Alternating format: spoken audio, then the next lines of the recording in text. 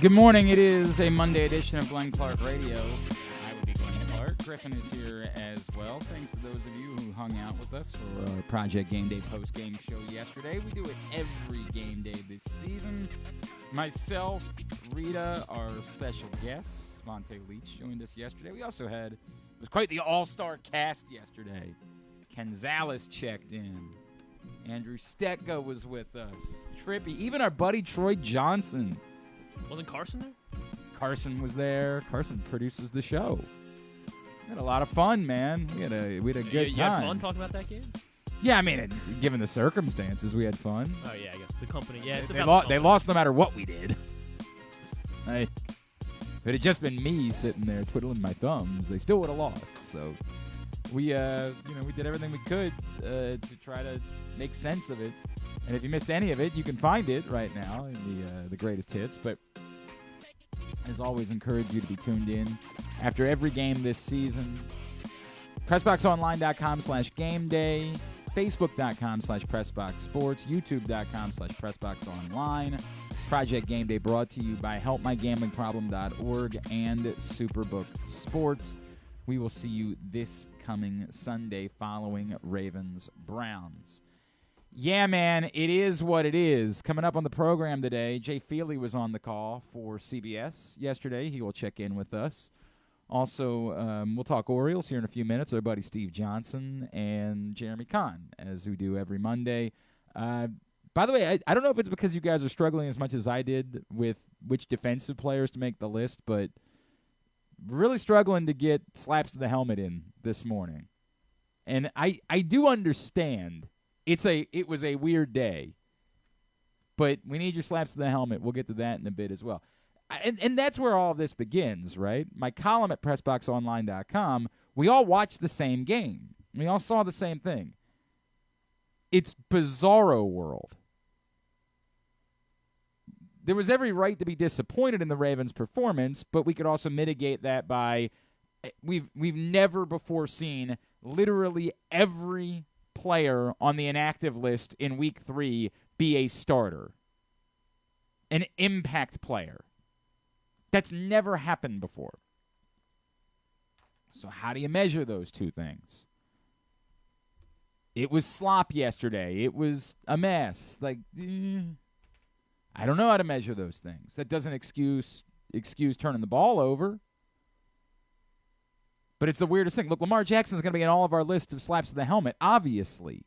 But at the same time, if Justin Tucker makes a 61-yard field goal, Lamar Jackson is probably number one on a list of pats on the ass. Well, Justin Tucker might have stolen it for making a 61-yard field goal. They take that back. He would have been number 3 because Kyle Hamilton would have been number 1.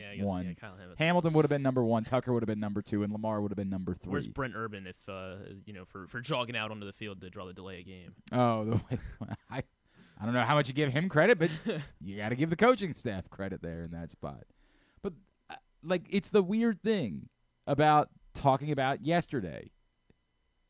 There is this ungodly series of unfortunate events that unfolds late in the fourth quarter and into overtime.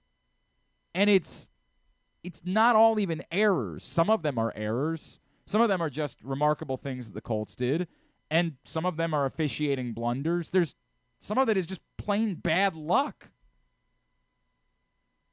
It's this cavalcade of bizarre things that occurs. The list that I came up with that we'll go over, or that you'll read about in my column, it all begins, obviously, with the Zay Flowers thing. Because, again, up until that moment, the Ravens played ugly, but were going to win. And we could have had a conversation about how it wasn't pretty, but then we would have been able to get into they were missing 7 starters. And really, it's 9 because we're not even including our Darius Washington and J.K. Dobbins on that list because they're on IR. And actually, it's 10, Tyus Bowser. So we would have been able to have that conversation, except for this. It all begins with the bizarro. Are you listening? There's something playing in the background. Yeah, is there? Do you have a website open that's playing a clip of some sort? Yes. That's ESPN. Our good friend ESPN. They love when you pull up a box score. Yeah. They love to try to feed you an ad. It's happened to me a few times on the postgame show. Thought I had the site muted. It's what it is. No, you do. And then after like a certain video finishes, they start another one. It's a whole thing. So it begins. Everything changes. The game is won right up until Zay Flowers calls for a fair catch. Now, John Harbaugh says afterwards, well, that was a miscommunication because the clock originally showed 1:58, and then by the time we realized they had changed it, we weren't able to communicate to Zay Flowers that we no longer wanted him to go for a fair catch. Seems like it might have been worth calling a timeout when you recognize that the clock didn't say what you thought it did, and the guy that was on the field was going to end up fair catching the football. So it's a two-parter. It's that Zay Flowers fair caught the ball, and I want to criticize. I want to be the one that says, dude, you as a football player have to be able to recognize the circumstances too. But in fairness, in talking to Vontae Leach after the game yesterday, he said, he didn't order the code red. He doesn't get to just decide what he's going to do in that situation. When he's told, you make a fair catch, that's not on him. So I'll hear that out. But it's two parts. It's the fair catch itself. It's the fact that there was an opportunity to call a timeout and say, all right, we got to get our ducks in a row. And you could say, well, ultimately you might have wanted that timeout when you got the ball back. You're not going to get the ball back needing to score if you don't give up a free timeout there. So those are the first two on the list. Then there's the Nelson Aguilar penalty that should have been wiped off by the obvious face mask that goes missed. Now, it would have given the Ravens another opportunity to convert, but more than that, it would have given them another opportunity to say, hey, let's just, make sure that we don't commit another penalty and run the ball so that the clock doesn't stop again. 3. Matt Gay banging another 50-yard field goal. Multiple of them. 4, in fact. I'm not going to put all 4 of them on the list because I think it's reasonable to assume that a kicker makes at least one 50-yard field goal. But 4? Literally unprecedented. So it goes on the list. Number 4. Number 5, the ungodly sack. All of the things you want to criticize Lamar Jackson over yesterday. And this is what happens when the quarterback is involved in every play. We overanalyze because, again, they touch the ball on every play. Did he throw the ball behind a couple times? Sure, he did. Literally, Tom Brady did that. That's going to happen. You're going to miss throws at some point. We're somehow trying to make Sam Mustipher snap Lamar. Because we're so wanting – this is the narrative thing that we do. We want it to be that it was reckless the way they handled the football. We all saw what actually happened. On one, he loaded up the throw, realized the throw wasn't there, and brought the ball back, and in the perfect moment it happened to be swiped out. The other one, he recovered. The Sam Mustipher snap has nothing to do with Lamar Jackson. We just want it to because it fits a narrative. The thing that you can criticize him overwhelmingly over is the sack. It can never, ever, ever happen in those circumstances. And it's the same thing that I'll say. If you're a rookie quarterback, that can't happen. When you take that field for that final drive, you know you can't get sacked. You can't. Even if you're Lamar Jackson and you're Houdini, you have to know that you've got to get away and throw the ball out of bounds, which, of course, he knew and tried to do at the end. It was still going to be grounding because there was no receiver in the area and the ball did not get back to the line of scrimmage. But, of course, his knee was down first. 5. Then there's Justin Tucker missing any field goal at all. It's insane that we would criticize him over missing a 61-yard field goal. But he's Justin Tucker. And we just don't expect it. And it's stunning when it occurs. 6. There's getting field position in overtime at essentially midfield after the Colts turn it over on downs. At that point, all you really need is a first down. You had gorgeous field position. 7. And by the way, the gaslighting that I have dealt with between Ken Zales and our buddy Jake Luke, this new reality we've attempted to create about what happened on 3rd and 3, where the bid is, well, if they're going to go for it on 4th down, they should have been running the ball. But your thought process works in a lot of circumstances. Where it doesn't work is when the play that was called led to Isaiah Likely being hit in the effing numbers with a football where no defender could do anything about it. You know what that is? A perfect play call. Can't do better than that. And my God, the lengths that the both of them, and I love both of them. The lengths, and by the way, I know it's Yom Kippur. I hope everyone's having a peaceful fast. The lengths that were, well, yeah, but he's only a second-year guy. At what year are you suddenly expected to catch the ball that's hit you in the, like, if you're in the 4th year, you can catch it, but you're in the 2nd year, so you can't? Well, they don't throw the ball to him a lot. Well, they actually did throw the ball to him a good number of times yesterday. 3 or so, I think. It was 3, yes. Tell me what the rules are for when a receiver is expected to catch a pass that hits him in the chest. They only threw it to him twice, actually. Did one of them get wiped off by a penalty? One of them. I could have sworn. There was a third time. He had one catch. I know he had one catch, and then he had that one, but I could have sworn there was a third time where I saw his name. That could be the case. All right. I'll keep looking. Nah, I don't care that much. I assure you I don't care that much. It is not germane to the point, because the point is, unless you're trying to, again, fit a narrative, you know that any time an NFL pass catcher has a ball hit him in the chest, there should be one result. There is no excusing it. 8. Isaiah Likely drops the ball. Number 9. We have done a wacky bit where we have pretended like it was an obvious thing for the Ravens to go for it on 4th down. It sure as F was not. There were 3 minutes and 25 seconds still remaining in the game.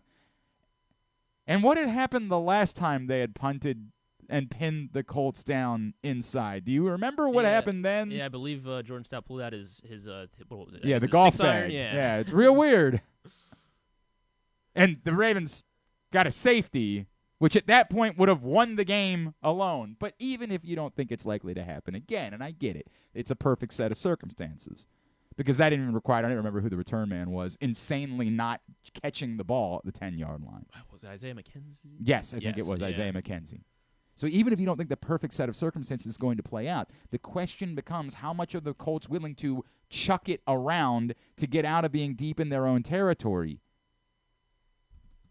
It's insane that we're pretending like it was an obvious choice for the Ravens to go for it on 4th down when failing to convert was going to give the Colts field position when all they needed was one first down in order to win the game. But we're pretending like, well, it's either that or you lose.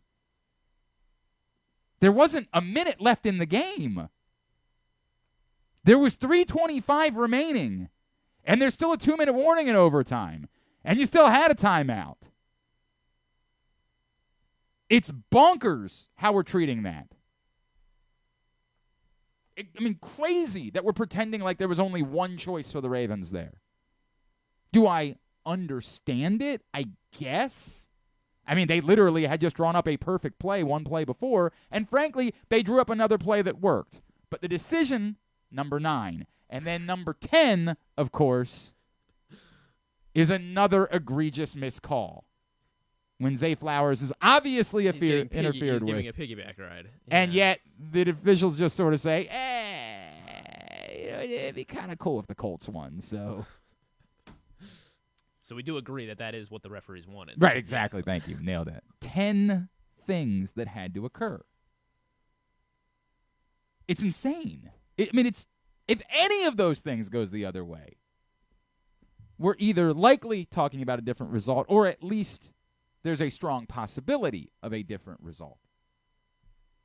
And some of those, it's directly that we're talking about it. Like if Justin Tucker gets 18 more inches on a field goal, the Ravens win.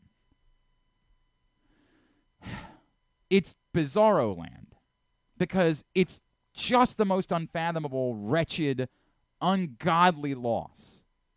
And it feels in the moment as awful as it could ever possibly feel.